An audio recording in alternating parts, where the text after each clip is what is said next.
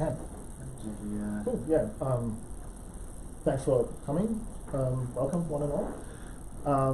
Normally there's an acknowledgement of country and that sort of thing. I would like to do that. I don't know exactly how this works. But, country? Isn't that normally the thing in like meetups? Don't people do that? Because I keep forgetting this. What country you're from? No. Like acknowledging the Australian acknowledgement of country. Would like to pay our respects to the elders past and present and emerging, I think is the right term. I'm not sure. Just wanted to put that in because I forget that. That's good enough. Yeah, cool. Hail to the Wurundjeri people. Yeah, exactly. This is the land of the Wurundjeri. That's right. Is this for real? Like, is not a joke? That's a thing. Yeah, it's totally a thing. It's a thing. It's a thing of my cultural thing at the moment in Australia. It's like an acknowledgement of those people. Yeah.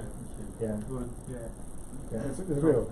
I'm normally cynical and make fun of everything, but this is a real thing. Some language I've seen creeping into this is recognizing that sovereignty was never ceded, which how I feel about that? Okay. All right, cool. Anyway, sorry. That's all of them? Yeah. Right. Welcome. I'm Ike. I work for Eliza, the company, that was a Freudian, that makes these awesome stickers, is responsible for these awesome stickers that you're all welcome to. I'm interested in reinforcement learning because I want to bring out the reign of our robot overlords sooner because of low-cost strategies. My job. I'm trying to get into machine learning. I have some theoretical knowledge, and I have more practice with game development. And I'm doing a little bit of AI in there in case of behavior tree and stuff like that. Yeah. So and I started to experiment with. That sounds awesome. What games have you worked on? Now I'm finishing like a strategy game on Unity. 3D strategy game when you landed on some planet or asteroid, your ship crashed, and you need to get the materials to make farms. Cool. Is it early access on Steam? Can you get it? Feel free to plug it in the recording. No, that's actually not. They don't have the author right. It's not up to me. I'm just doing programming for them. I see. Okay. And your name was? My name is Anton. Anton. Okay. Hi, Anton. No, my name is George. I work in analytics at bookclub and health insurance, and also wanted to be part of this exciting development, responsible learning, and learn something new and stuff. My name is Patrick. I work as a data scientist for Eliza. I like maths and programming and arguing about algorithms, so hence I'm here. I'm Kris. I think I'm into the same things as Patrick.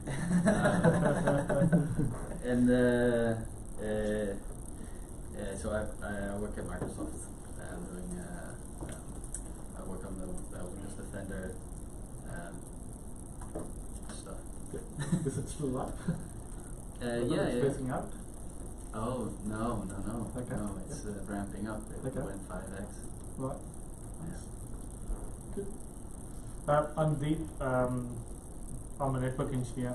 No relation to data science, but my background is electrical engineering, and I was interested in signal processing in my uni days. And given a choice back, I'll go back and do research on it. But sort of got into data science because I was trying to see what can I do for IT service management. Can I use machine learning and stuff to improve a bit more productization? So that's what I'm researching on and trying to get on top of that. I'm well maths and data science, so sort of happy to do that. And I love Python, and that's another thing I've got into it. Okay. I'm Pat. I'm an engineering student, just really getting started with reinforcement learning and seeing what we can do with it. You are going to be a midwife for our robot. Something like that, yeah. Cool, right? Well, you have guest access? yes, we do. Beautiful. Yes. Okay. It's trickily, awesomely, and the orange line is if you want to have any messages to your fellow group members that you don't want on camera, you can write them there, because that's not in the in view. Towards the right side, you mean? Yes, the Okay, right side of right. Cool. Just a disclaimer, guys. I got to run a bit early, around about 5:30. Please excuse me. Yeah, I was also hoping to catch the other meetup. There's also like a data science Mm. meetup. See, that's the whole point why we have this meetup from 4 to 6. So Yeah, yeah. it's we do this so often that Yeah. we'll be in the colliding with something. That's actually works good for timing. Where's the other meetup? Is it a statistics society meetup? No, It's monitoring stuff the other way. It's So the Xandas, Yeah. data science. Right. Yeah. Yeah. I've seen some. where the AI changes. Fifth birthday. Oh, is that one? Melbourne. Oh, it's the same place. No, Alright. it's- That's next week. Okay. so I don't know. I've never been to that one. Okay. Yeah, that meetup's okay. I think it will be like a more social event than. I mean, either way, if it works, it works. If it doesn't, that's fine. Sorry, which is the SSID? Sorry. Is that Mantle 2019? Or So that's guest the- It's mental guest. It's guest Wi-Fi mental guest something. Mantle. Mantle guest. guest? Ah, right, okay. Yeah. Yeah. Yeah. Mantel guest. Yeah. And Oh, sorry. Yes, Mantle Group is the over. Sorry, I should have mentioned that. Mantle Group is the overarching company here. Sure, so okay. hence- Right. And that's the Yeah. password. Is it Collab. Yes. Mantle? Yeah. Okay, Yeah. right, okay. Got Yeah. it. I'm gonna try and do a collab. So I'll see if I can create a link. The new notebook. Do you want to put the link on the Slack channel? Yeah. If you all send me your email addresses via Meetup or so, I can invite you to the Slack channel and then you can get the link. Share. Get shareable link. Copy link.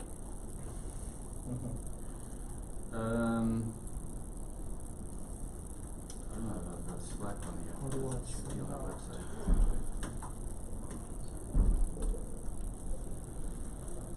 That work know machine, yeah? what this is.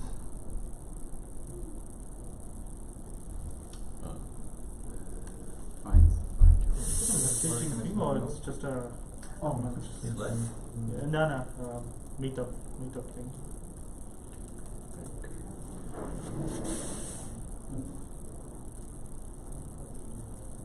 Check your email.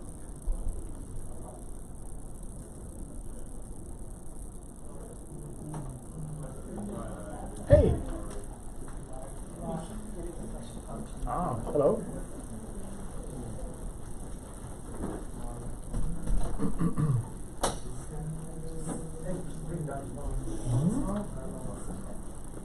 Okay, so but I got it.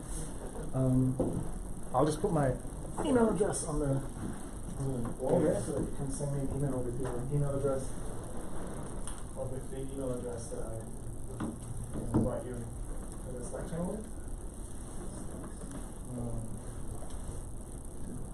Okay, I got it.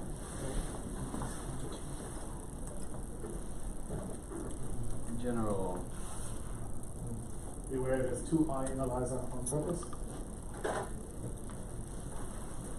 right. So I posted the Great. collab in Slack.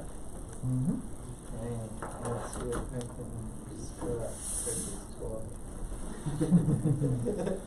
Right. Let's give this guy a name. Reinforce. Right. So shall we just get started? Yep, go for it. So I thought I'd just really limit the scope for this time to something very small, so that we can actually like follow it the whole way through. So really kind of do a depth first approach. So the idea is to really dig into reinforce. So just to put it into context, we've got value-based methods.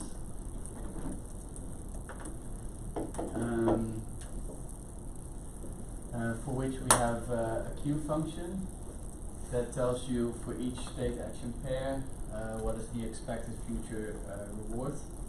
And we've got policies which gives you a probability distribution over this space of actions given a state.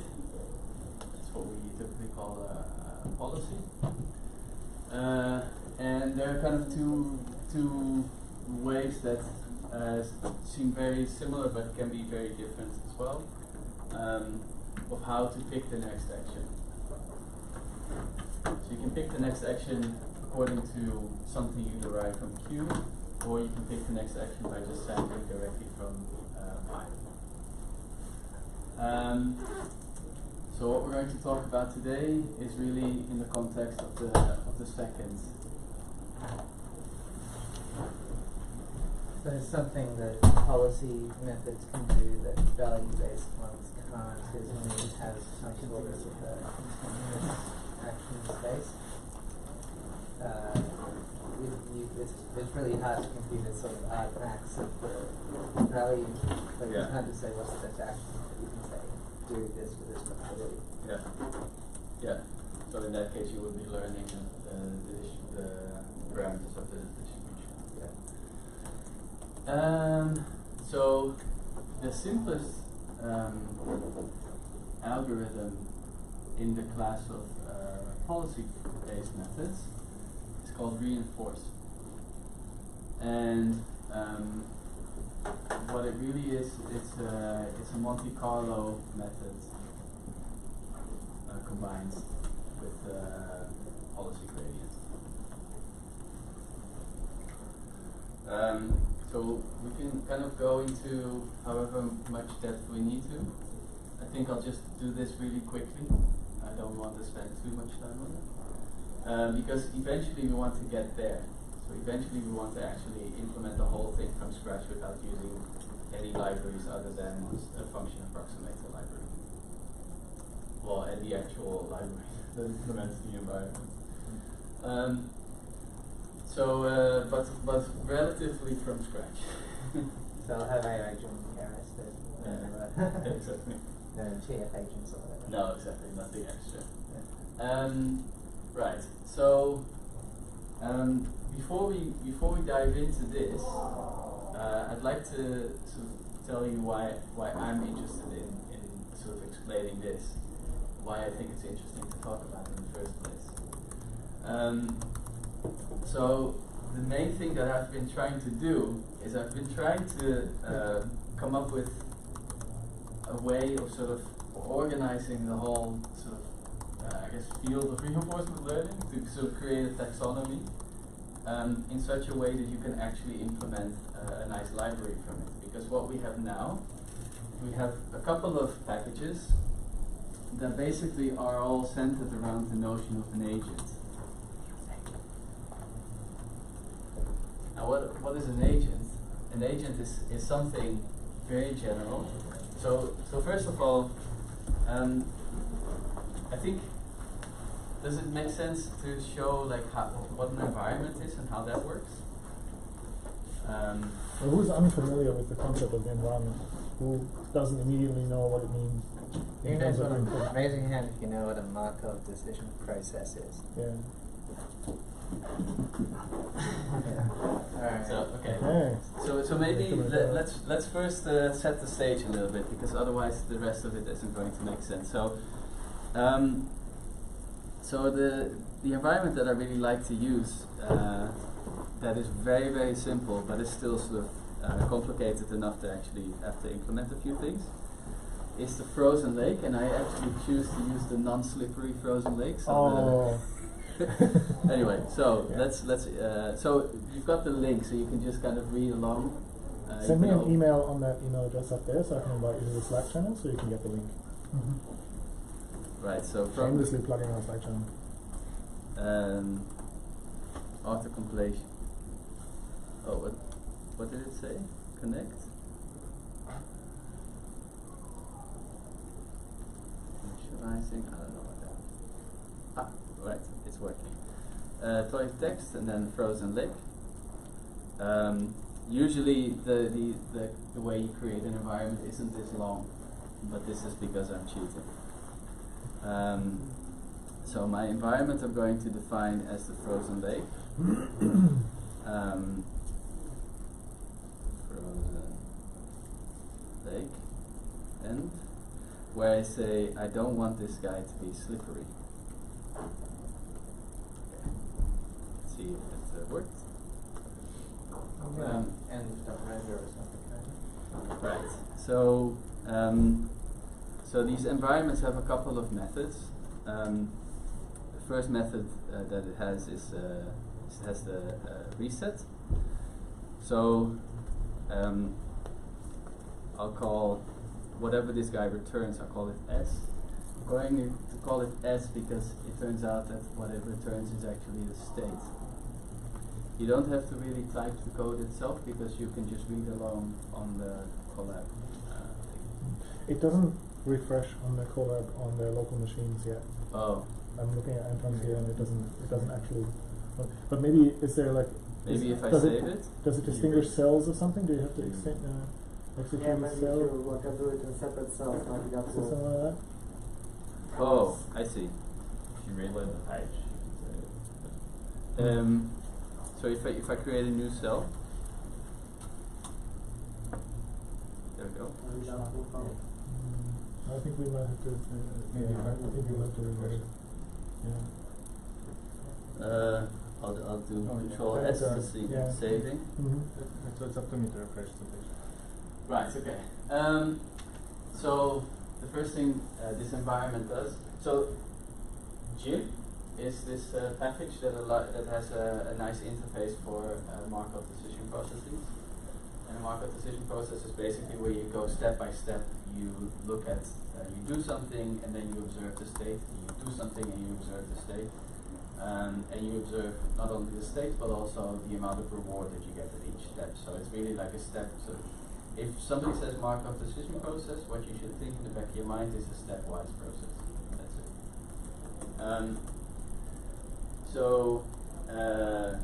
In Gym you've got the reset, which actually resets the environment. And that's the first thing that it gives you. It gives you the initial state where it starts out. And then render shows you. It actually renders the environment. And what is S?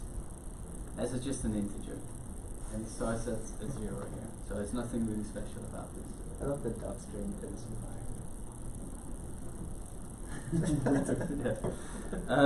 Right. So now an environment. So this actually there's another thing that you can do with these environments.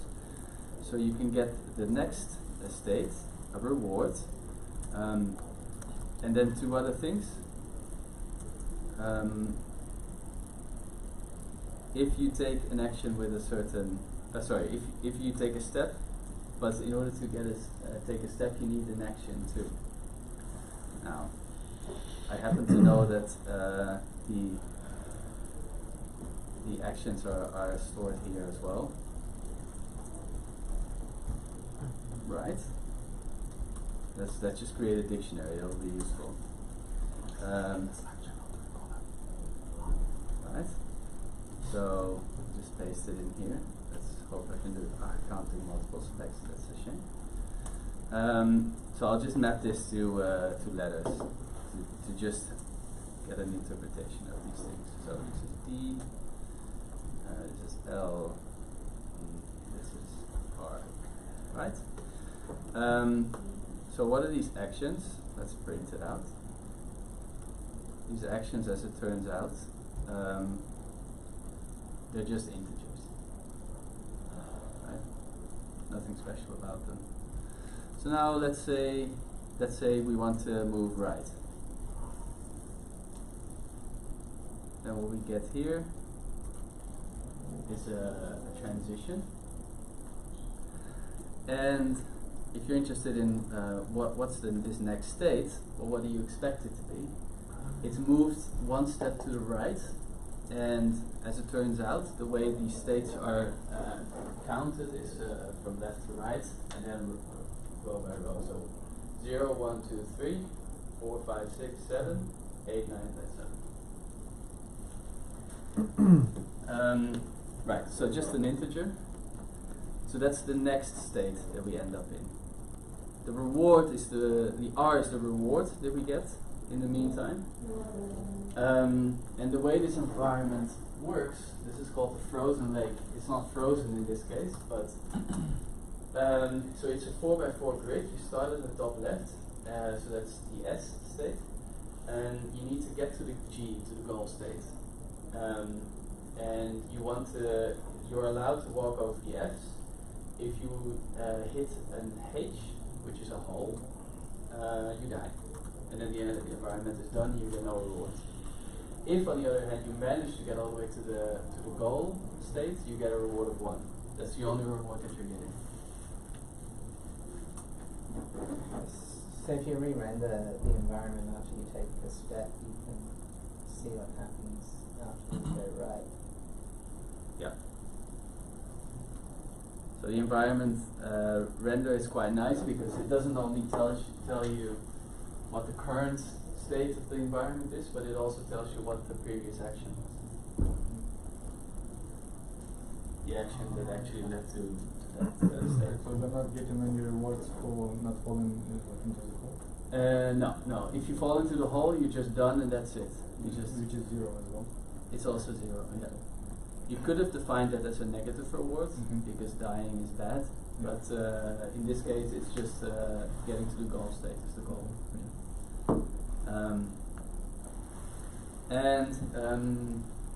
Okay, right. Okay, so and you can kind of keep going, right? So actually, so let's create a bunch of actions. I just want to create a bunch of actions that actually leads to a good result. So I say down. How many times do I have to go down? 4 times.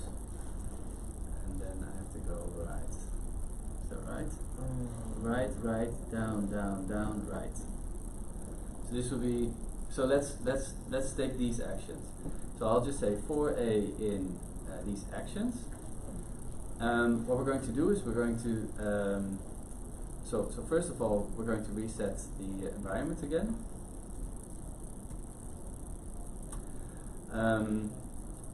We can render it as well. And then we're going to say, okay, the action is just whatever we just specified. And then we're going to say that we're going to take a step.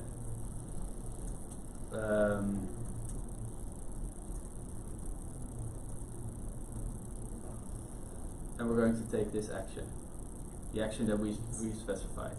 So we're not learning anything. We're just running this.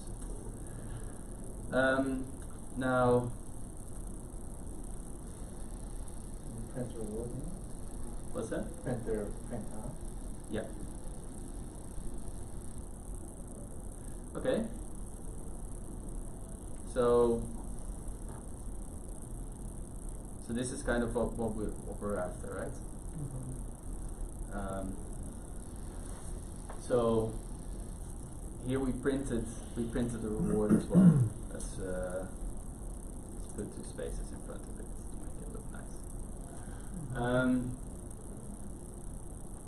Right, and then you see at the end that's the only point that we're getting a reward of 1.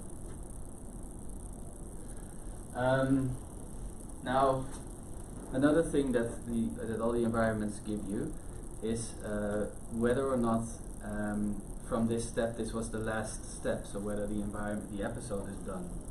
So it's all false, all the way to the end, and then it's true.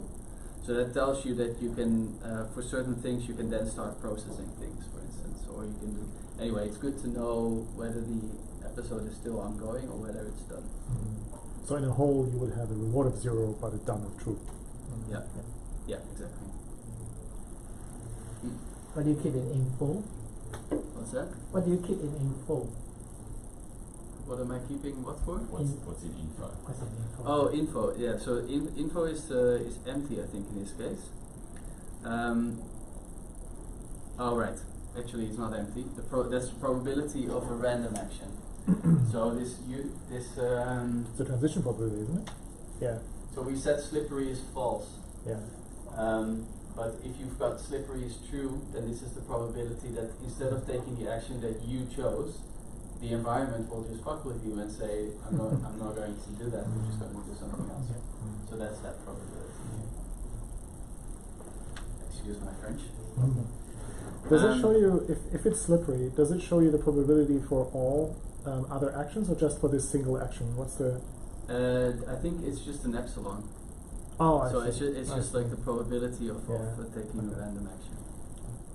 So it's purely random. Could be anything. Any state. Yeah.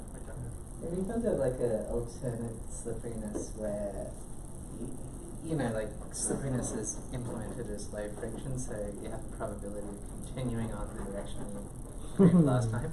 But it's like Windy, right? That's Windy Goodwill. Yeah. Windy Goodwill does it, yeah. Yeah. Mm-hmm.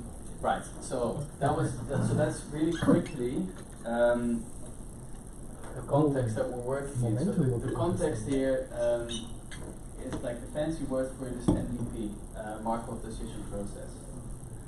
And the Markov decision processes have been implemented in this way. So if you understand these environments, you understand what a Markov decision process is. That's it. Now, okay, so this is just purely from my own perspective why I'm interested in this and why I think this is really cool to talk about. I tried to kind of think about how would you sort of organize this whole idea of all of these different components of reinforcement learning. So when you're reading the book, you get this feeling that everything kind of fits in so nicely and everything is sort of modular. But then when you start looking at the packages out there, everything seems to be sort of one big clump, and it's not as modular as it is written in the book. So for instance, so most of these packages, there are a couple, they kind of send like the central object there is an agent, and an agent is a useful thing because everything has to be an agent. What does an agent do? An agent acts, so it selects the next A. In our case, the agent is actually the list of actions that I chose, which is really boring. But an agent can actually learn what the right action is. Well, that's what we're going to do. That's a policy, right? That's basically a deterministic policy. You've just written down an optimal policy. Yeah, but there's more to it. So basic. Okay, so let's say an agent acts and an agent learns. Yeah, that's super powerful, right? So you can sort of package everything into this notion of an agent, and that's also what people do, and I don't like it. And the reason is that. So I guess I was saying this before, but I'll just repeat. So in terms of let's think about software development, right? Well, what we do is write programs, and then run them, right, or deploy them. So if you write a program, you're not gonna say, "Give me that program," and I'll just specify the inputs. No, when you write a program, what you're doing is you're going into a library and you're going to find, I don't know, like a useful object you grab from the library. I don't know, like for instance, something that I'm going to grab from Python standard library is a deck, for instance. I'm just going to grab that thing and then I'm going to write my code with that. But what I'm not going to do is I'm going to say, I want the very specific program, and all I do is give a couple of parameters, but then I'm completely fixed to whoever wrote that program. If I'm not going to do exactly what they intended for me to do, I'm just going to be lost. If I want to make any sort of small change, I have to rewrite the whole program.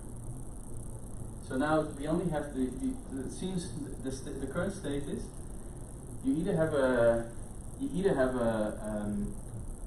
really nice looking program or agent, that you can grab off the shelf if you're doing exactly what they intend to do. Looks nice, very clean code, not very flexible. The other choice is do everything yourself.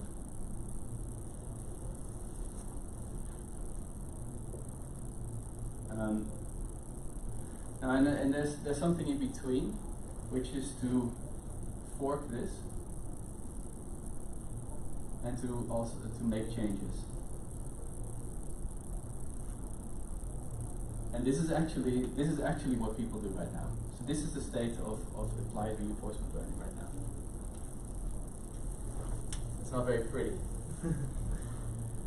That's why I don't like it. Okay, so can we do better? I hope we can. So I kind of thought about this quite a lot over quite a long time, like I guess since we started this thing. And I guess about a week ago, I started thinking about it again from scratch, thinking, okay, what is this taxonomy of reinforcement learning algorithms? The way Sutton and Bartlett would present it. The way I see it is we've got a couple of objects. We've got value functions.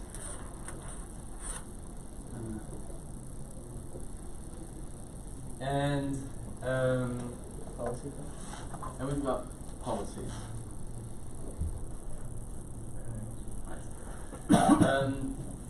For the value functions, we've got the state value functions, and we've got the state action value function.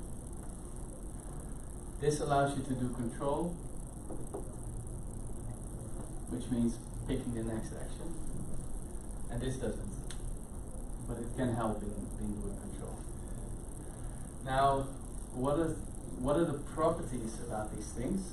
The way I see it is like, so you've got sort of two dimensions in value-based reinforcement learning, two parameters that you want to choose.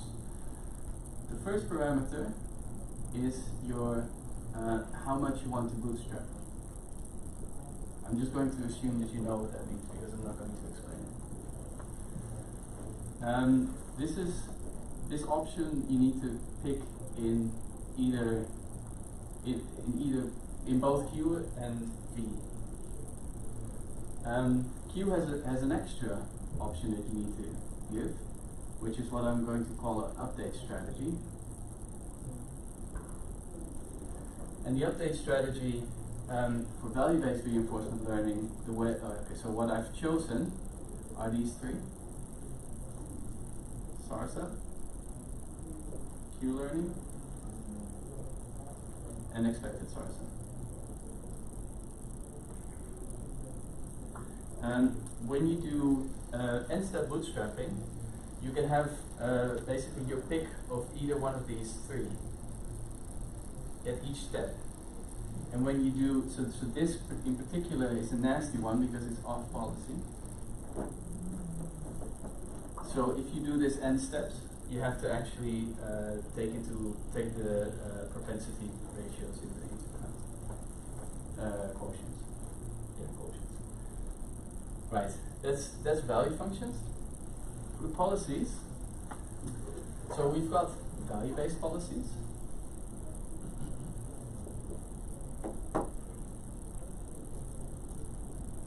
So these are the things that just require you to have a queue, and then you can just pick your action.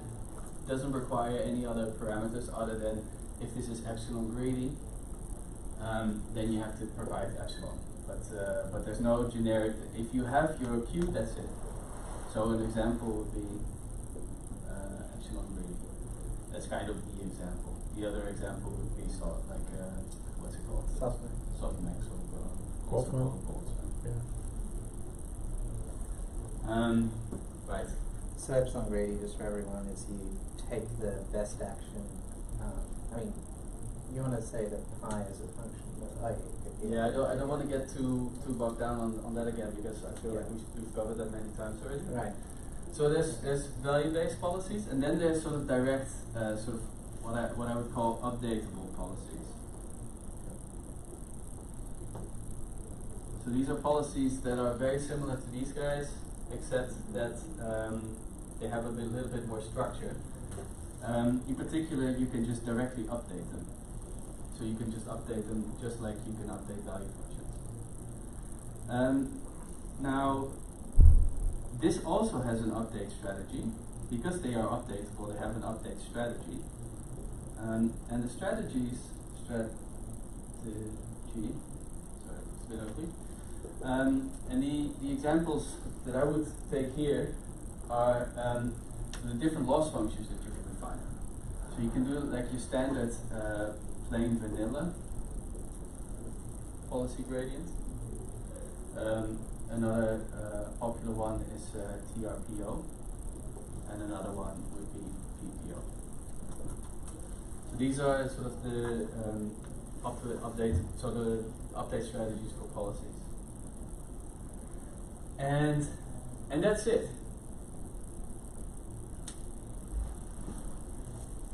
That's kind of it. I mean, of course, there are all sorts of variants. Okay, so that's not completely it. So what are we missing? What we're missing is, so if you want to implement, say, DQN, so what you need is you need a queue function. Okay, we got that. You need to specify how many steps you want to bootstrap. Okay, you got that. You need to give an update strategy. Okay, it's queue learning for DQN, that's fine. But what are we missing? We're missing the experience replay buffer. This is a very important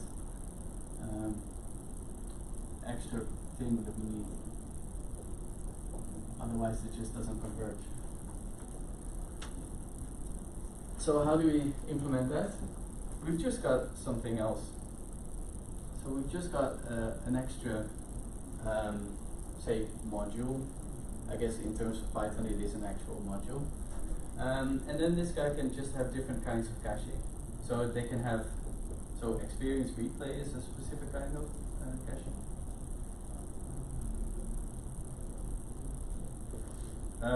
But you also have episode buffering or caching. So examples would be end step. I'm starting to write it already as I wrote them, as I called them in the code. And the Monte Carlo cache. So these things, I'm going to show you exactly like where this sort of caching comes out. Like we're going to actually do this from scratch. We're not going to use this whole structure, but the reason why I just wanted to explain this. I just wanted to show that in the back of my mind, this is what's going on. And from the algorithms that I've seen so far, they can all be categorized in this taxonomy. So this is what I'm also going to use to rewrite this whole code thing.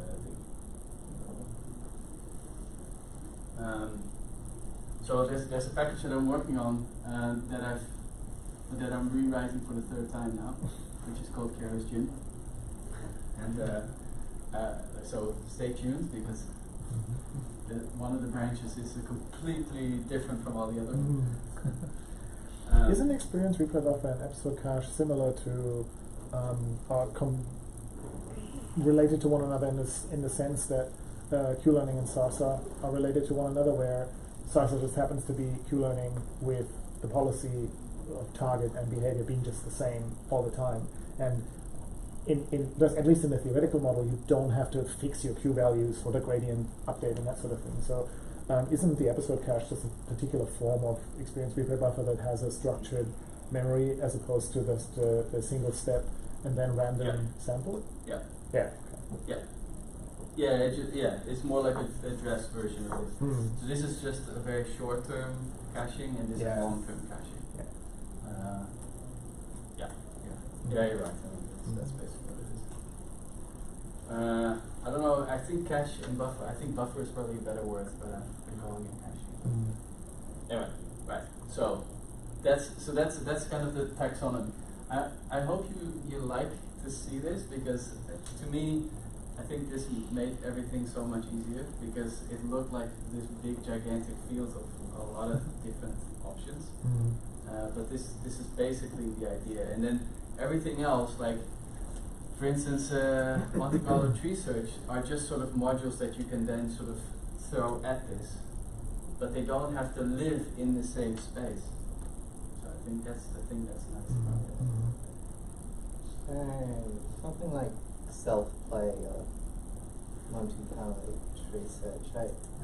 Sorry, I'm having a little trouble seeing how that slots in. It doesn't, right? It You have doesn't. to kind of keep, that's a separate module that you then have to kind of, it's just like this doesn't fit into it. Yeah, right. So you'd have a different module for like self-play. Yeah, exactly. So in that initial section, you said that there's this section here where there's this one first option program an agent and then evoke it and update. So isn't that the option you mentioned the same thing? So if someone forks your package and add this Monte Carlo tree search option to it? Yeah, except that you just say Monte Carlo tree search. So now you say I want to do Monte Carlo tree search and I want to go this deep or something like that. Yeah, okay. And So then this, that's it. so this is sort of a hierarchy or an Yeah. organization of various things that have to do with machine learning. So you go like value function dot salsa, and then that will give me the parameters I need, and then I can make my agent from there. Yeah.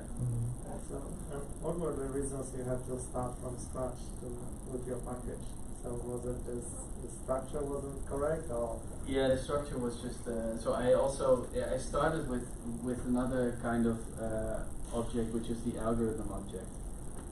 And I tried to fit all of these algorithms, Monte Carlo, n-step, I tried to all fit them into the same kind of thing. Oh, okay. But then every time these guys needed information about the thing that they were updating, it became really ugly because every time it needed to sort of make all sorts of assumptions about the object that it was updating. And in terms of sort of encapsulation, it's much more natural to keep everything in there. So one thing that I kind of that I skipped here, but it's important, is pre-processing. Pre-processing, they're done with end wrappers.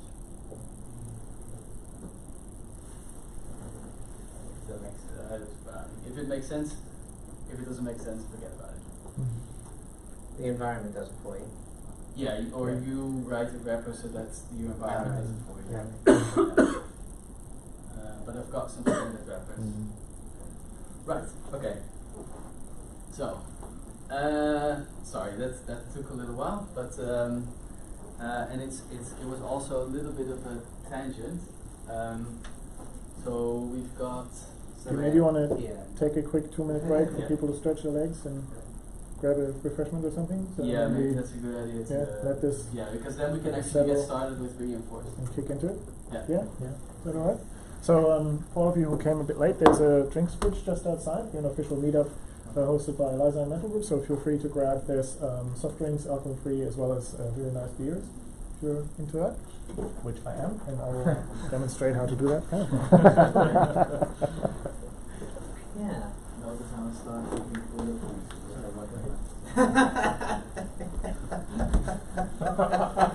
That's a good one.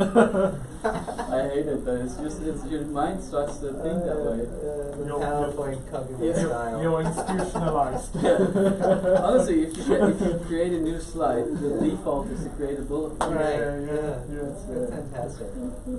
You'll love all yeah, so I mean, I get it, and I like this over just the agent approach because like you don't have that risk of throwing in like irrelevant parameters. Yeah. I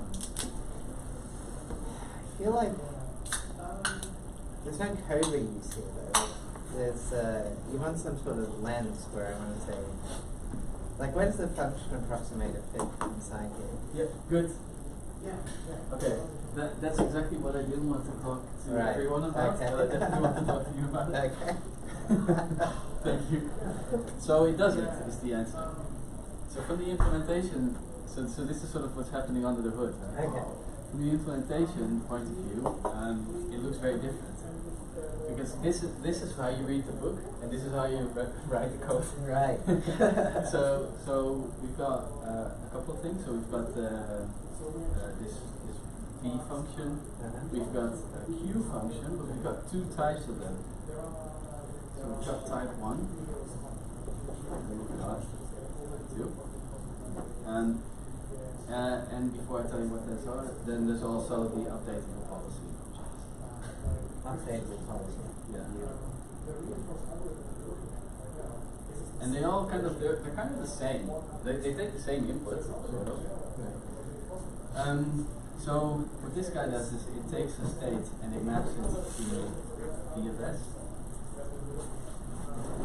What this guy does is it takes the state action pair and maps it to Q as of A. What this guy does is a little different. It takes a state and maps it to vector. Yep. So this is a multi-level regression, and then this is similar.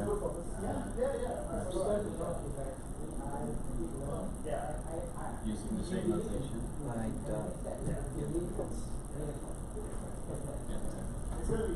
So the way I implemented this is also regression because I implemented it as objects. Yeah. But you can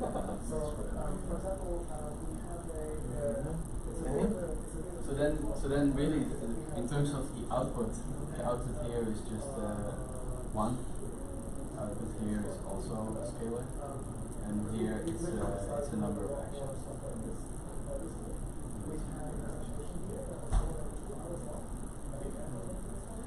So that's why these guys are only implemented for discrete action spaces, because otherwise you have to model the parameters of continuous action. I mean, so you can definitely do that too, but Yeah, I just haven't easier to be updated. just haven't done it yet. So you may have like a sort of policy decoder that takes something, that takes like this pi and decodes it into like, you know, well maybe this is done through an endpoint, like it'll take that vector and turn it into An actual distribution. an actual action. Oh right, yeah. Yeah. So this guy inherits from base policy, and base policy demands that you implement a call where you just have to give it the yes. Yeah. And so you just have to implement this, so that this is an actual function that you have to So It's used for some purposes like TQN, for instance. Right. So in terms of so mathematically they're the same, right? But in terms of implementation, it's very different because this. So you have to first of all in this guy you have to think about how to combine state and action. In this case you don't. But what you have to do here is you have to do sort of multiple output regression. And here you only have one. So here the objective is simpler, but the input is harder. Here the input is simpler, but the output is harder. And so it depends. So if you have many actions, this is typically the better way to model it. If your model is sort of rich. Right, and then so you take these objects and you just sort of reshuffle them in your package to be imported like those. I see. So that's right. And then sorry, just some more so and then so for this you can also just create a base class that then everyone else inherits from and stuff like that. So you can make your own or like inheritance. I've got a function approximator and I want to make an updatable policy. You might have my answer or whatever it is. Yeah. Cool. Yeah. Right.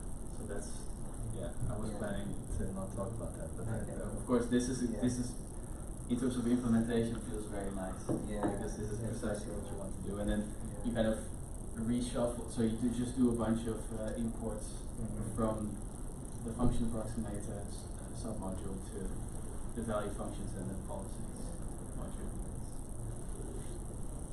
Cool. You didn't sing any of that. All right. Right. So let's continue. So really quickly, what is reinforce? So it's a policy gradient method. I'll just very quickly say what the policy gradient is. So let's say J is my objective function. What my objective function wants to maximize is the expectation value. So let's just combine this. I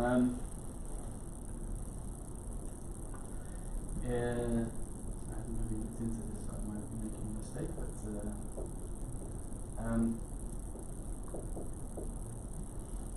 so this is basically the thing that it tries to optimize. Sorry, I skipped a step. What this thing means is the expectation value over pi. So the kind of experience generated by following policy pi of Q.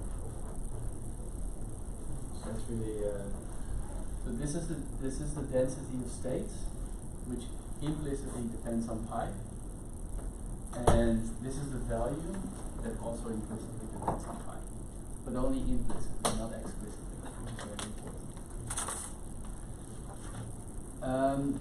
Now, what we want to do is we want to take the derivative of j with respect to pi.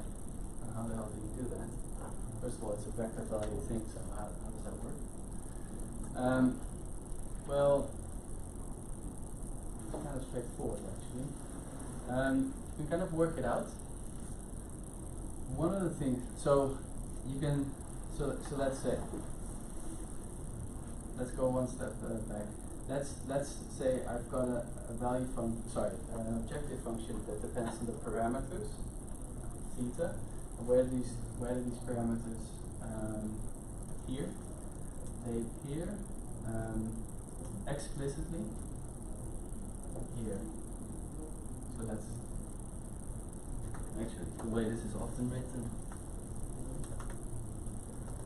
It's like pi a given state as well as the parameters, and then this. Now, of course, mu, the density of observed states, and q, the value function, they still depend on pi implicitly, but not explicitly, which means that also implicitly they depend on theta, but not explicitly. So if I want to take the explicit derivative, which is the partial derivative, what I'm going to do is I'm going to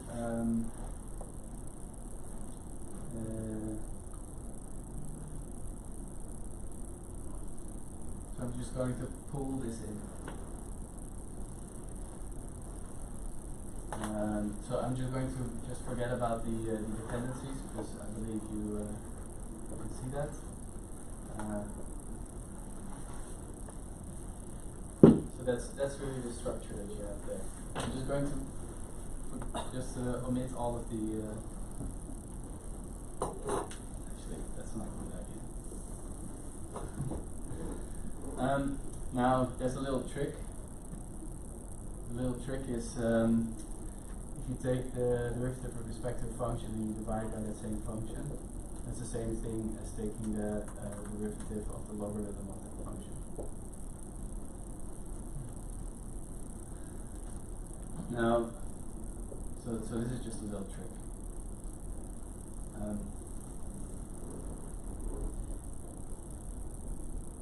I'm going to times q times the derivative of the logarithm.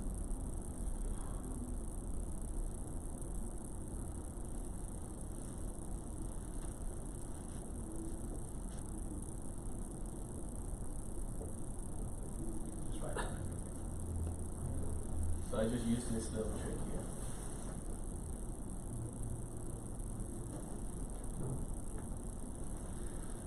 Now what's nice about this is now it's an expectation again, because we've got this prefactor right here. This is the thing that turns it into an expectation value again. And the nice thing about having an expectation value is that we can replace the expectation value with actual samples, because samples are unbiased estimates of the expectation value. So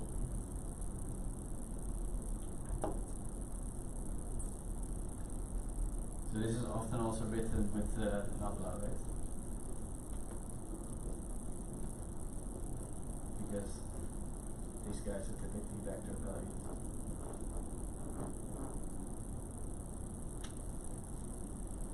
So this is the nabla with respect to data.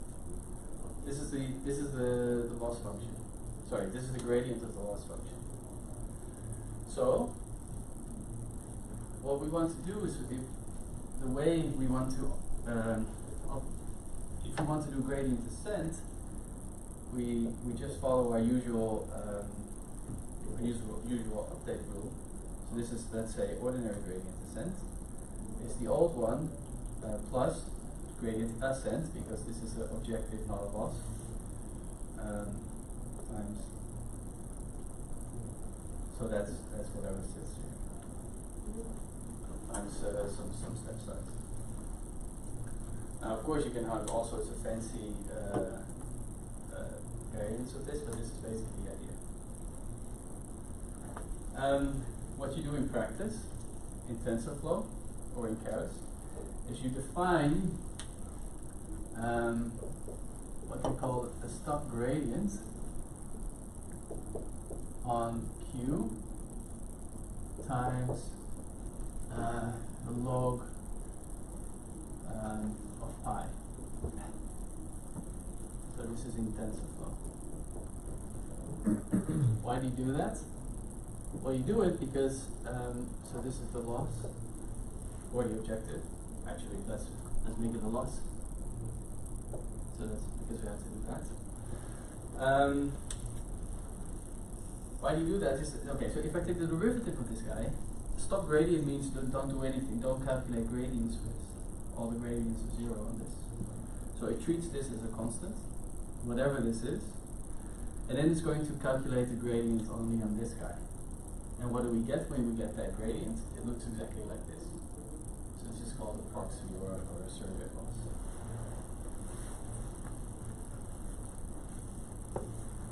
It's just a trick. The reason why I'm writing this down is because we have to implement it. Yay. Right, so I think that's basically the math, and where I guess the last bit that we need to know is how do we get these Qs. So we can get these Qs in several ways. We can try to estimate it, or we can just sample. And what we're going to do is, the sampling is easier, but it's higher variance. But in this case, look at how small our environment is. It's totally fine. So we're just going to sample it. And sampling means doing Monte Carlo.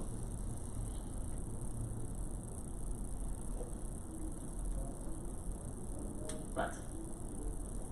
So just for clarification, the whole term Monte Carlo just means that it's luck of the draw.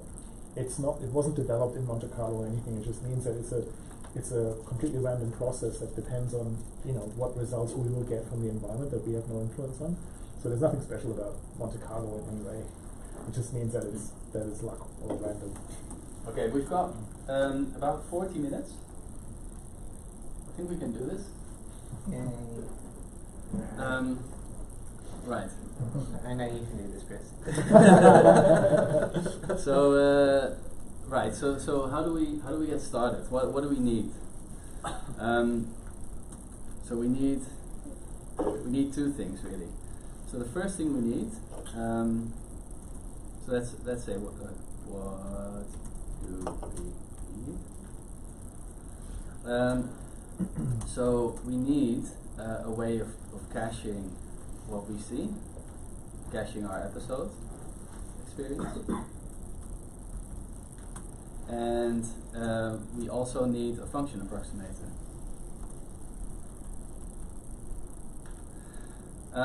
For this, we're going to just use the like built-in library collections in Python. And so that's a deck. I don't know if you're familiar with that, but it's basically just a kind of queue. Well, it's a data structure. For this, we're going to use Keras for the function approximator. So let's do step 1 first, and then we're going to go on to the function approximator, and then we'll just release it in the wild. So the first thing to do. Okay, so let's not forget that we need a parameter gamma, which is our future discount factor. We will always need that. Probably need to import some libraries, but we'll figure out which one we're missing. Right, so I guess the first thing we need to import is from collections. We need to import a deck. And so what we're going to do is similar to here.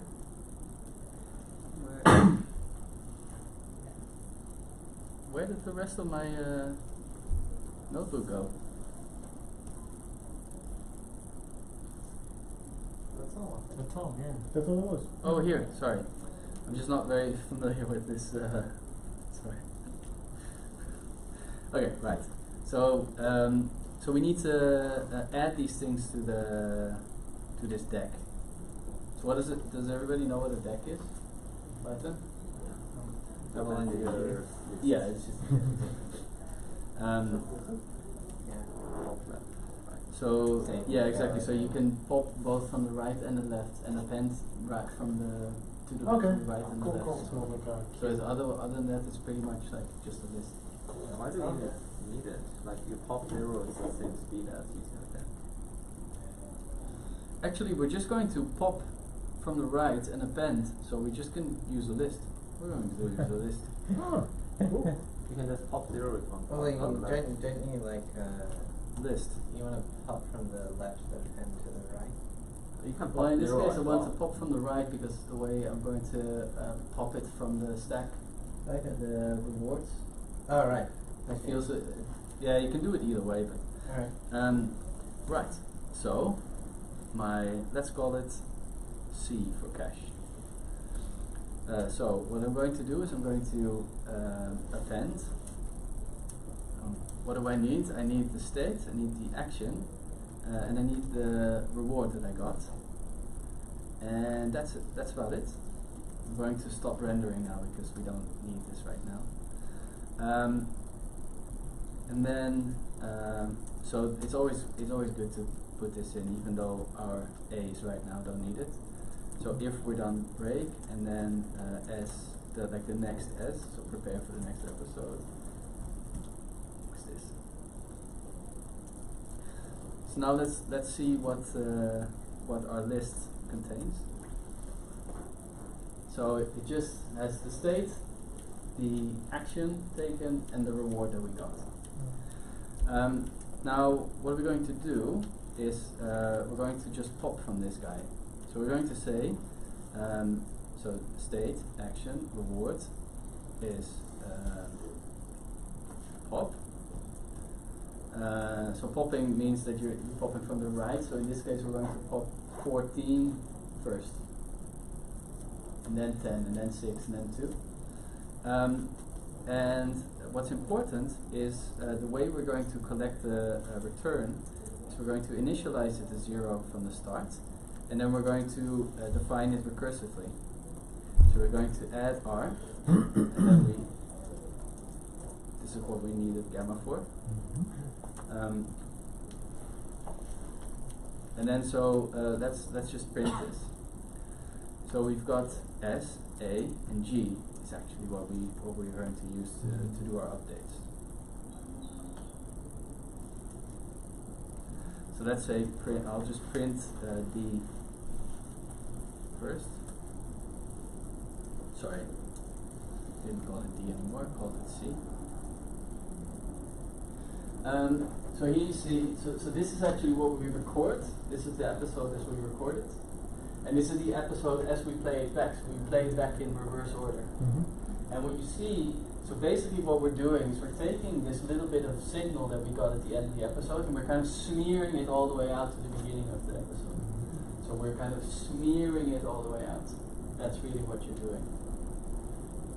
And because there's a reward of 1 just once, all Yeah. you get is powers of 0.9. Yeah. That's what's cascading down there. That's right. Okay, so that's step 1 done. Pretty easy. Step 2 is a little harder, as you might imagine. Okay, so for this, I guess we need to import from TensorFlow import Keras. I'm going to use Keras. This is something that we will definitely need. Sometimes we even need TensorFlow itself, actually. TensorFlow STF. Import. Your Dutchman's showing me. Because you would say import. Which means outrage in German, which is kind of Perfect. Right, so I'll just import NumPy as well because I'm pretty sure we'll need it. Alright, so those are the packages that we'll use. Now, so what do we need to model pi? So we need something that takes a state and then maps it to pi of A given S. This is a vector value thing. So the shape of this of the output. So I want to output a value for each A. So this is the number of actions. That's what we want to output. And since so Keras actually wants something more.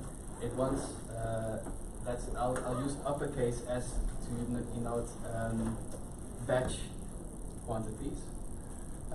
So it's basically an array of S's, where in this case I only have 1 S. But this is the kind of input that we need. So the shape is just batch 1. Well, in this case actually nothing because it's just an integer. And the output, we'll call it big pi, is going to be batch. So shape, I don't know what to call it. Shape. Is the batch size, and then the number of actions. So that's kind of the way we want to model this. So you're gonna basically thanks mate, see ya. So you're basically going to output the Q value approximation and then just choose with your policy, be it epsilon greedy or however. Not the so I'm going to actually put a softmax in there, so it's not okay. To keep the exploration alive. Yeah. Okay. Yeah, and actually, so it's going to figure out for itself how to do it. That's the cool thing about policy gradient methods, is that it does that too. Okay. Right. So, Keras input. So this is what we're going to feed into the network. We'll just give it a sensible name. Actually, before I forget, because this always bites me. Clear session is always a nice idea when you're doing this kind of. So this is the input, and then okay. So how are we going to proceed? So first of all, this will have say batch size by nothing, just batch size. So let's put that in there actually.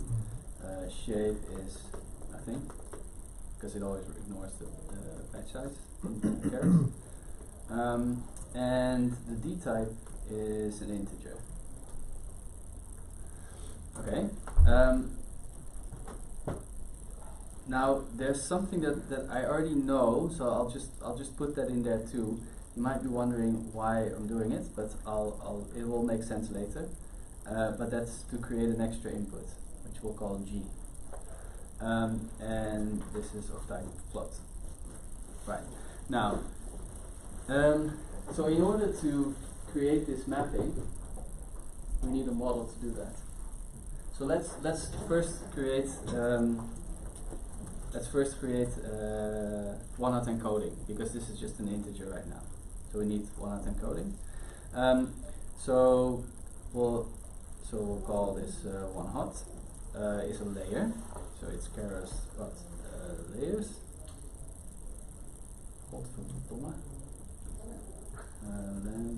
I think I need to evaluate it just once, so that after that the tab completion works. Lambda, thank you. And what it's going to take is it's going to take the input, and I'm just going to say one-hot. And one-hot of the input, and the number of dimensions is 16. Yeah. And then we'll just create a simple dense layer, which is just I mean, this is if you just have one dense layer, that's a linear model, right? Right. So then, what's the dimensionality of the output? It's 4, because that's the number of actions that I have. And then let me think. What else do I need to specify? Activation, huh? Yes, exactly. And actually, one thing that I want to specify as well is the kernel initializer. What I want to make sure of is that it starts with a completely blank slate. You want it? Oh. So You don't want it random. exactly, because otherwise my first initial policy will have. Oh, you might be biased. You might have it. Yes. Yeah. Yeah. And this way it's just completely uniform when Yeah. you start. None of this optimistic nonsense. No, nothing. Yeah. How do you prevent symmetry? How Sorry? do you prevent symmetric update? The What if you have a symmetric update in this case? You Like want- all your You will always have an update in a specific action direction. That's the only way that you can do update. Actually, you'll see it. If you bear with me, we'll get to that. I mean, it's probably because this is such a small network, right? But it seems to me like what your network is resulting in is just the actual Q table, right? Yeah. Yeah. Yeah. So you're just making a smart Q table. Sorry, that's one thing that I glossed over a little bit. So this is the tabular case. The tabular case you can get by just creating a linear model from a one-hot encoded table lookup index, basically. The table lookup index is just an integer from 0 up to 15, and that's just the state itself. Yeah, so this is basically just a tabular case. Yeah, for sure. So let's define our graph. So this is what this is our layers. Now we'll just create the actual computation graph. So it's one-hot of S, and then pi is going to be dense of X. So that's our computation graph. And then we can define our models. I'm saying models because we need multiple. We always need a train model. So the train model, anyway, yeah, okay. So the inputs to the train model, actually, that's before I do the input. So what would be the inputs? It would be S, and the output would be pi, right? but now the problem is, how do we learn? How do we implement this loss function? How do we implement J, or this, like the surrogate J? So this guy. This guy actually needs this. It needs to receive this. So we could say, if we're learning, we could put this as an output, but it has the wrong shape because it doesn't have. It's just a scalar.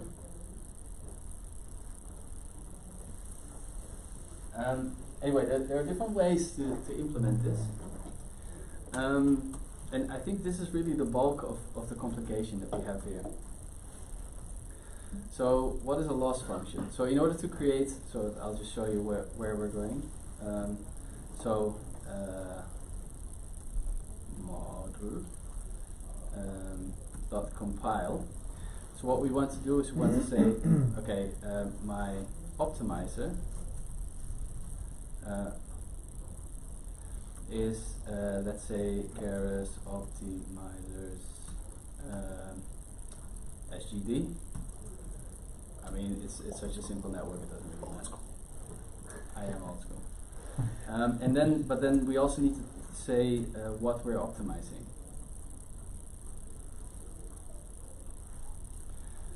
So here we go. Because I mean, this is really at the heart of this whole thing. So this is the only thing that's a little bit complicated. The rest is all pretty straightforward. Right.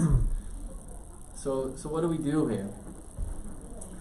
What we want to eventually return is that. How do we create that? Well, first of all, what we get, so our true value, we're going to let them be the actions, which is very weird.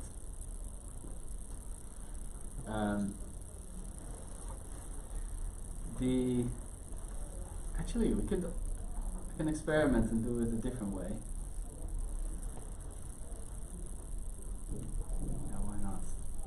Live a little. Right. So this will probably fuck everything up, but so our input has to be not just the states, but also the actions. The reason is that we only receive feedback for the specific action that we chose. We don't receive feedback for all the actions that we get. So the why true that we're getting, I just have to think if this is going to make sense. Yeah, I think it does. I think it does. Right. So the loss function, the ground truth that we're going to feed it is so G. I've been calling this G, but let's call it Q because that's what it's written down on the blackboard as. Here's the return of the yeah, taking. yeah, it's actually G. Let's call it G. I like G better because G is sort of the sample version of the sampled version of Q. Yeah. Okay, so that's my ground truth, and my prediction is this. Now, how do I? So what I want to return in the end is I want to say the mean of G, actually, of the making sure that I'm not taking any derivatives with respect to that over that guy, times pi, but not the actual pi, but the projected pi. Actually, not even the projected log pi. So how are we going to define this guy? So maybe project this guy first. So how we're going to do that? So we're going to just create a closure over the action that we get. So A is actually not an input to this function, but in the context that I'm defining this function, A does exist, which means that I can just include it as a closure, which is a fancy way of saying never do this. So there are better ways to do it, but let's just do it like this. So we're going to first do some one-hot encoding. The number of actions that we have is 4. So now this guy has the shape of batch size by 4. Now, and pi, so same as pi. So now the projected version of this is where we needed TF because Keras doesn't have einsam in it.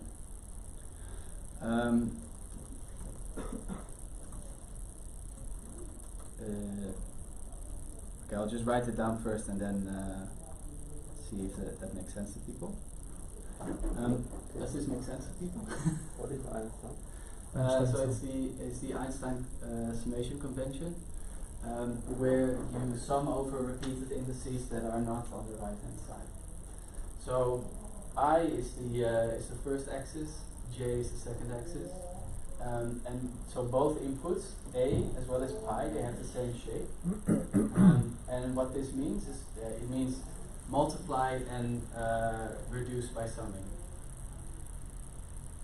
It's basically the inner product in the second along the second axis. I could also do a transpose and do a matrix multiplication, but I'm lazy and I'm just doing Einstein. Alright, that makes more sense. Right. Okay. So then now we've projected it, and now the last thing is to create. Actually, I'll just put the log in there.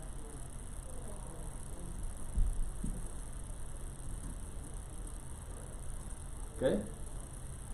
Does this look right? How are the signs? Probably a minus sign, actually. It will be, yeah, that's okay. Other than that, it's much simpler than what I've been doing before, actually. I have to reconsider what I'm doing in the code. If this works. So this is using this eager evaluation in a TensorFlow? No, there's no eager. There's no. Okay. It's not doing anything yet. Okay, so loss equals. So that's my loss function. Now, does this compile?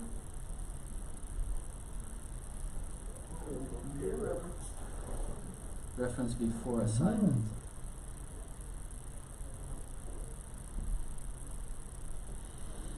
Right. This is Python telling me, what are you doing? And I'm saying, I know what I'm doing. Right, so,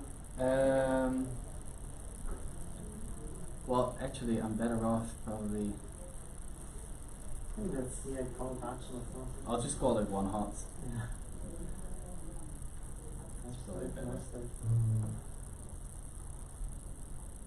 Yeah. Now, there's one more model that I'm going to define, which is my predict model. My predict model is pretty much the same, so it uses the same computation graph, but it's going to just take this as an input. It's just slightly cleaner. I don't need to compile it because I'm not going to train or anything. I'm just going to use it like that. Okay, so now I've got my models. Right. Okay. How are we doing for time? Okay, we've still got 15 minutes. That's good. So now we're back at our environment here. So that's. So what are we doing here? We're collecting our experience, but we're not sort of uncollecting it. So I'll just put it here. So that means that whenever the episode finishes, then we're going to do this, which means that we can do it multiple times. So in particular, so let me just show you that this works. And we can do this multiple times. We'll do that later. Right. Now, one of the things that Keras needs is it needs a batch size dimension. So we'll just do it like this. Something like this. It's probably a better way to do it, but for x in S a G, not R. Let's just see if that worked. Right? Nope, that didn't work. Cannot.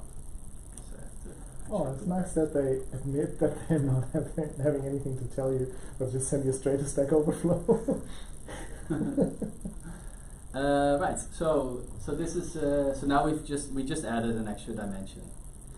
Now this is really nice because our train model can just immediately learn from this.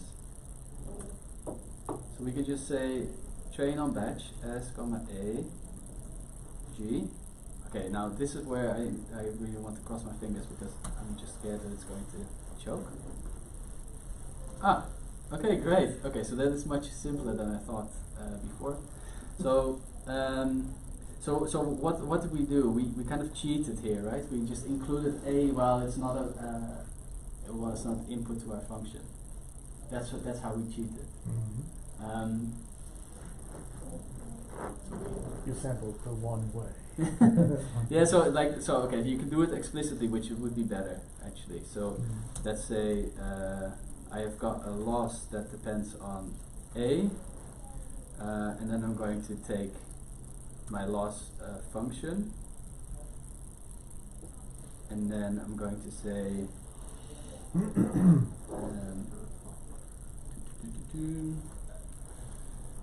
return func. That's it. So that it's a little nicer because you're admitting that there's state there. Yeah, Python. Right. So okay, moving on. So let's see. Actually, before we learn anything, let's see if we can. So let's see what S is. S is just some state, right? Let's create a big S, which is the array version of it. And then we've got our predict model. And we will just do predict on badge. Okay, that's good. Now, let's say that we've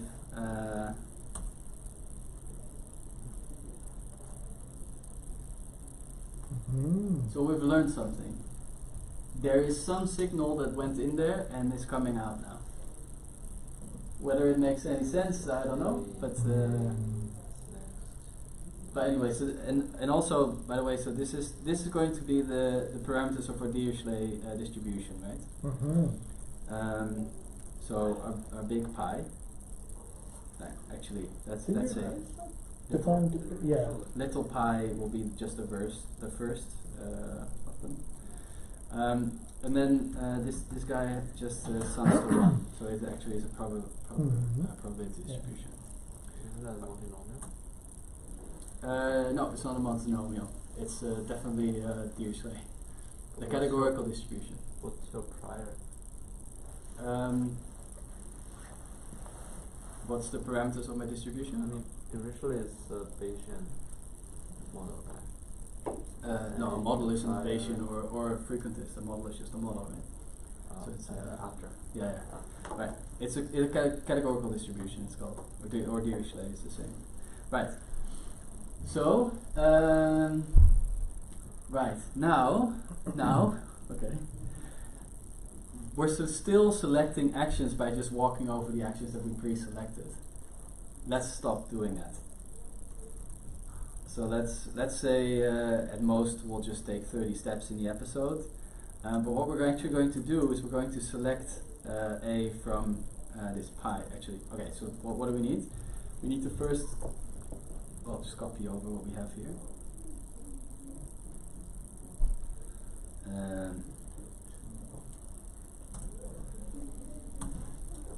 Right, so we've got our state, turned it into a batch thing, feeding it into our model. Outcomes of probability distribution. We take the first one because it has batch size of 1.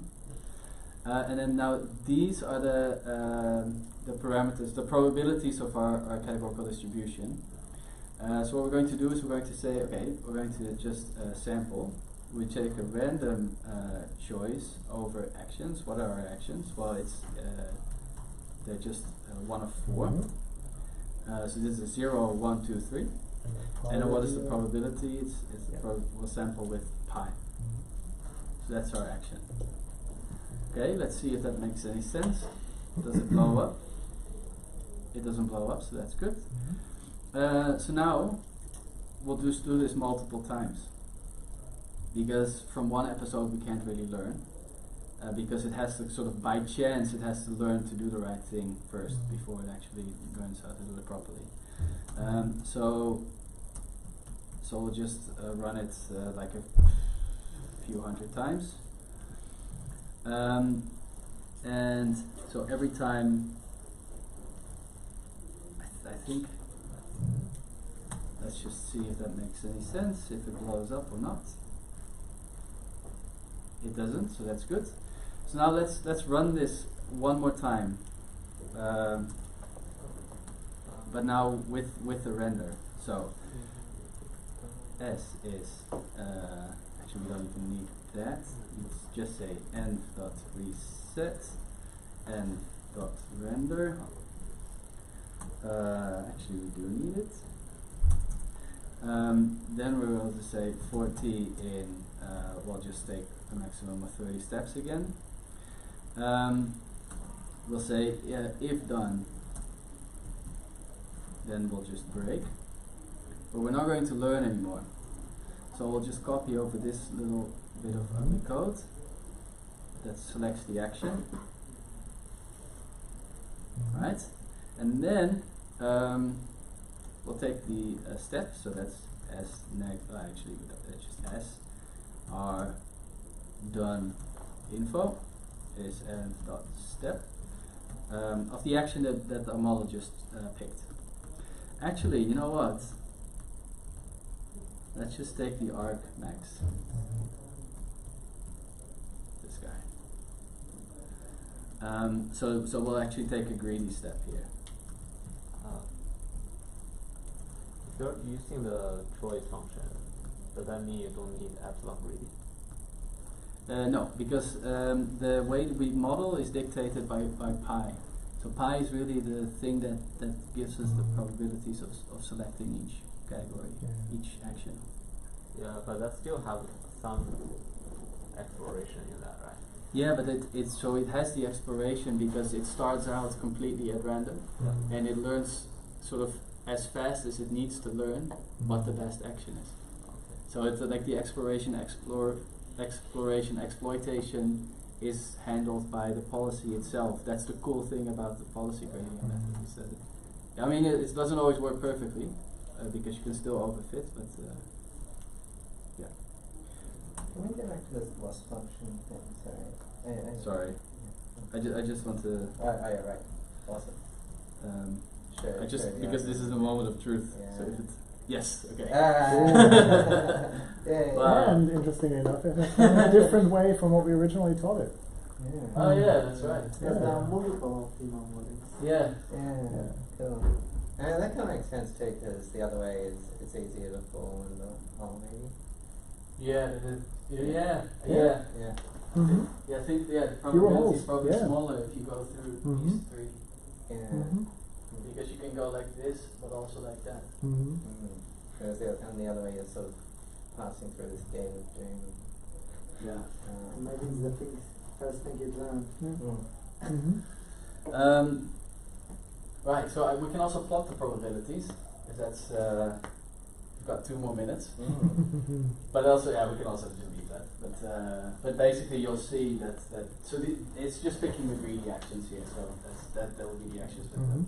So okay, maybe just to wrap it up quickly. So just like a quick question. In that step when we unroll the episode, can we actually unroll it, save it, and then feed it into the model as a real batch, not the one element batch?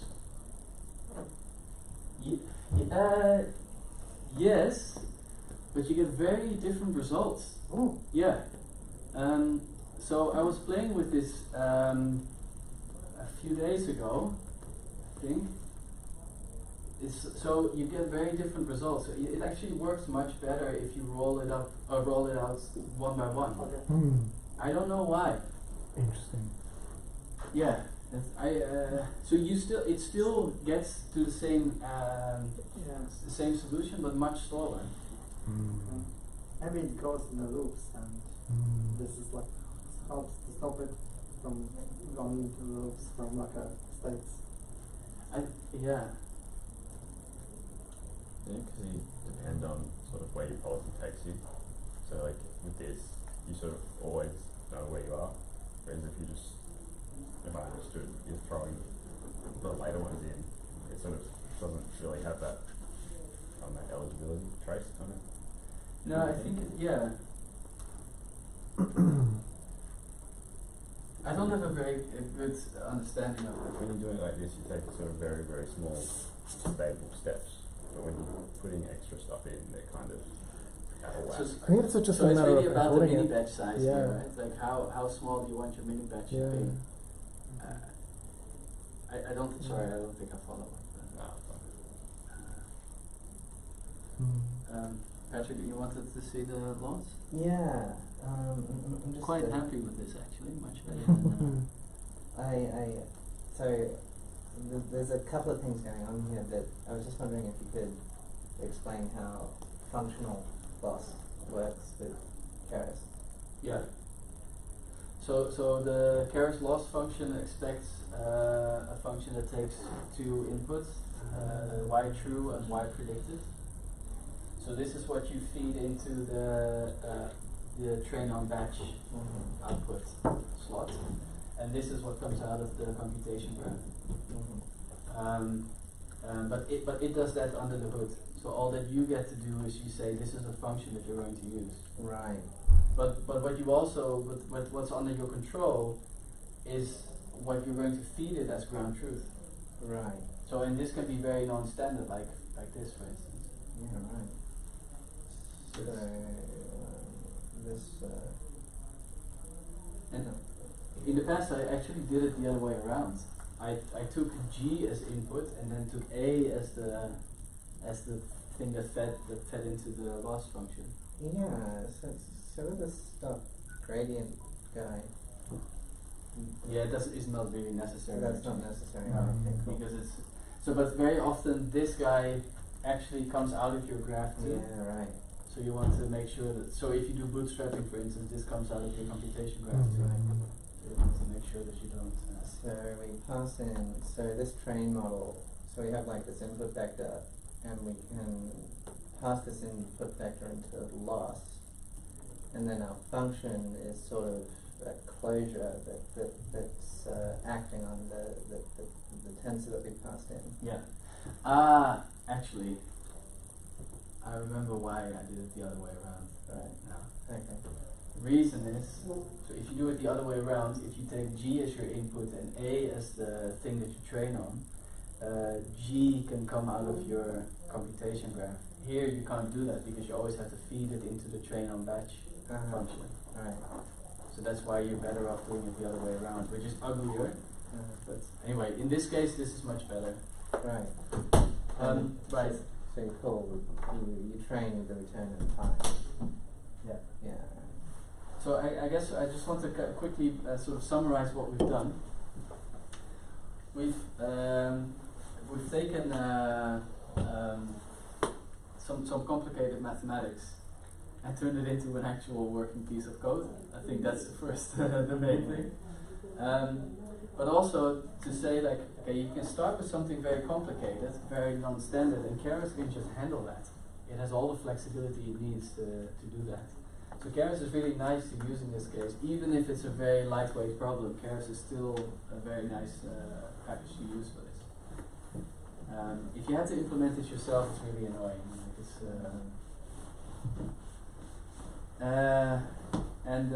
so yeah, so the name of this algorithm is called reinforce. And there are other ways of implementing this where you use different ways of estimating this guy. So when you estimate this G by using a value function, it's called an actor-critic method. So, I have just a general question. like in that final loop where you're going through 300 times or something, Yeah. basically how it learns, it makes, it does like a random number of moves until it either dies or reaches. Yeah, but the amount of randomness is also set by the same thing that you're learning. And then once you reach the G, like goal, like only then you update them. Yeah. So then it sort of rolls back the episode in reverse because it pops. So it sort of takes out what you last put in. And then so this is just a recursive way of defining the return. So it's basically you're accumulating rewards. Yeah, then basically like out of 500 times, let's say it's 50 times, it only reached the goal 50 times, and 150 it fell somewhere. So we're ignoring all the 450 times and only learning from 50 succeed.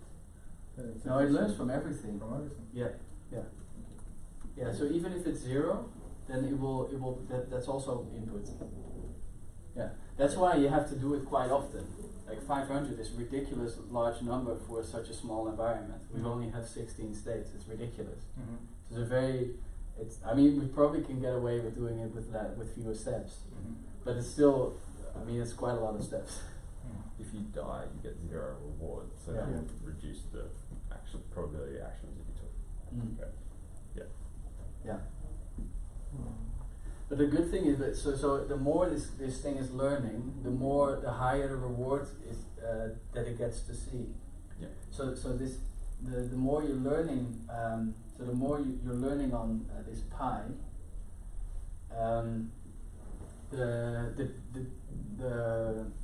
distribution of the observations changes, because the distribution of the observations depends on what happens here.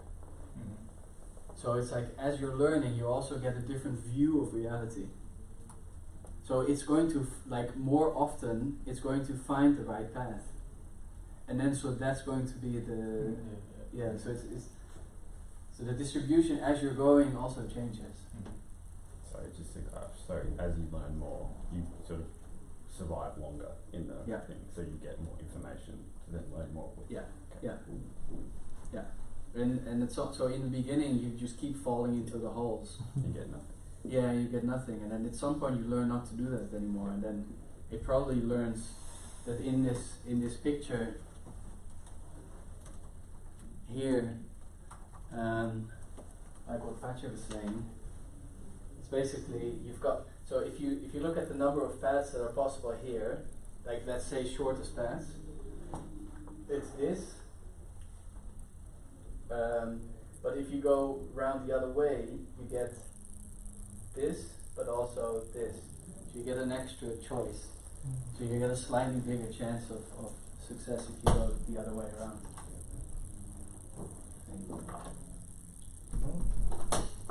Sorry, that was you. Alright, thanks. I think just one more question. That place where you use that TensorFlow with this agent stuff. That works because we're using Keras, or that works because it's TensorFlow 2.0? Which is the you mean the function approximation? Yeah.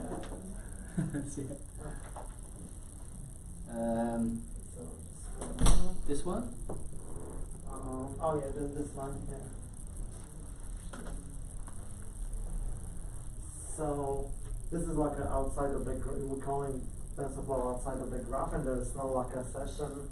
So this line works because we are using Keras, or this is because it's TensorFlow 2.0? No, this just so this is a tensor. This is not something that is rendered yet. So this is like part of the computation graph. Okay, so under the hood it's a TensorFlow anyway, so that's why it works. Yeah, so if you think about it, so this is the feed forward graph, and then there's also the optimization graph. This will be part of the bigger graph. Oh, okay. Yeah. Yeah. Yeah, so if you... So I was just meaning like this comment like out of context, out of the TensorFlow session shouldn't work for us, so that's what I was asking why it's not working. I can just show you what happens when you print it, but it's just going to... No, that's right, that's right. If you change the backend of Keras, does it still work? Not if you use TensorFlow explicitly. Oh, yeah. So, but here I would just probably do the matrix multiplication without being lazy. So do a transpose and then. Okay. Yeah. So it's just a tensor. Yeah. Without an explicit value yet. So what Keras does is it creates placeholders for these. Yeah. You can change to a torch backend, it will just not work. If you use Einsam, no. But so far that's the only thing that I used out of. Okay. So I can probably do. If you try torch, will that still work? Okay. Well, Torch doesn't work with Keras, right? I don't know what the backend choice is, but if you change the No, backend, I don't think it. so you have to use the same type of backend in the computational graph. Right, this is probably better. Yeah. Now, do I still get an answer? Yeah. And maybe just one more question about that initialization of the model. We said it's zeros. Yeah. So what is it that if you initialize a network with zeros, it will not work? The weight Maybe. of the neural network? I mean, it might. It might. I'm just like wondering, like. I just what's the name of this guy? Well, it's a standard one anyway. So then, even if we haven't trained anything, it still has a preference. It's not too bad, but it will have a preference. Well, we can see.